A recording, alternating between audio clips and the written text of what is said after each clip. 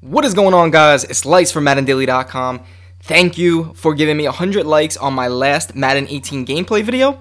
And for that, I'm going to give you guys my favorite red zone offensive play that I'm using, especially in MUT drafts, because this play is found in many playbooks in Madden 18. Now, the formation is Singleback wing tight, and the play is called mesh.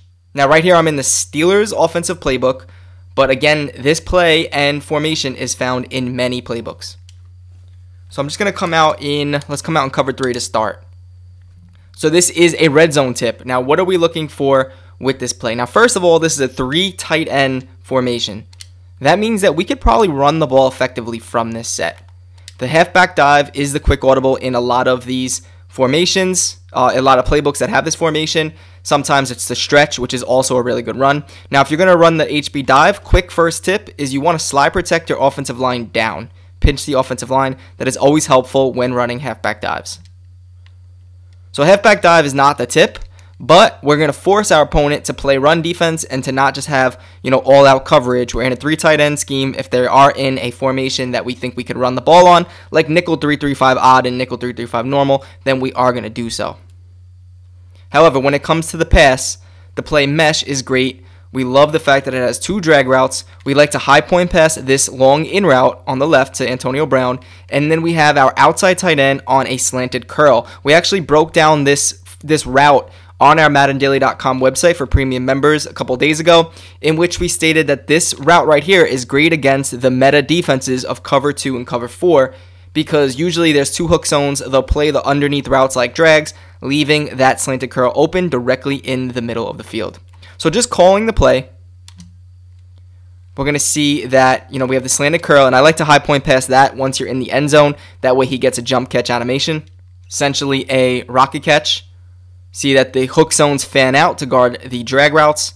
They don't even guard the drag routes, but they're trying to play the drag routes, leaving the slanted curl open. Now you notice the in route is to the back of the end zone. If, say, they're playing on this safety and they run down to play the slanted curl, now we're looking for the in route that we're going to high point pass right around here.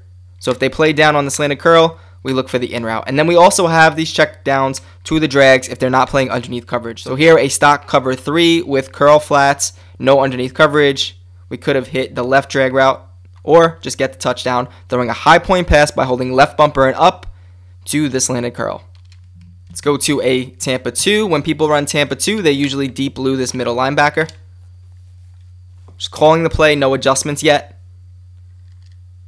Here you see B again open because that deep blue middle linebacker is not going to play that. And if they're in a cover 2 and they have a mid-read and no deep blue middle linebacker, then the slanted curl might be covered, but the in route should be open. So you hike the ball, you're looking for the drags, you're looking for the slanted curl. You see that there's a hook zone directly over them. The other 2 hook zones play the drag routes, but the in route on his cut is open in the back of the end zone, works really well with the slanted curl, and we're going to throw a high point pass by pressing the left bumper, and he should catch it in the back of the end zone with a jump catch. Now we're going to make the play even better. What I like to do is either motion the running back left or right. If I motion the running back right, that's mainly to get the drag a little bit more open, since the wheel route will take the flat zones to the right, leaving this drag going from left to right open.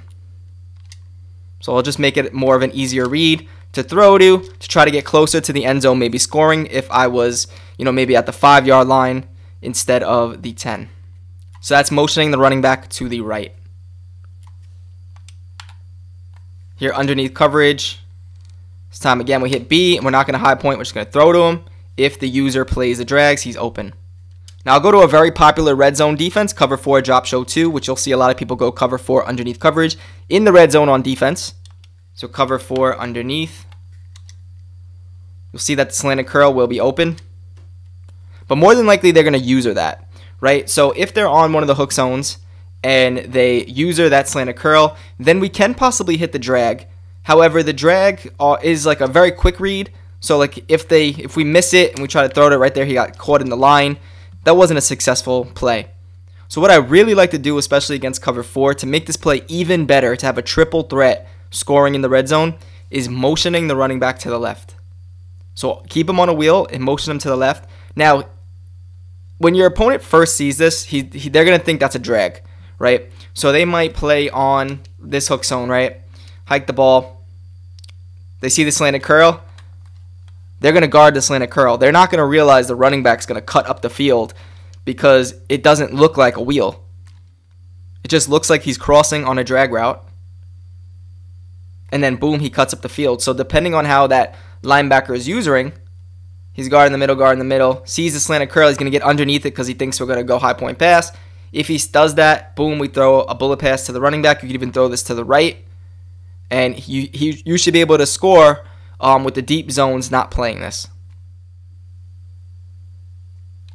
So that is just motioning the running back left.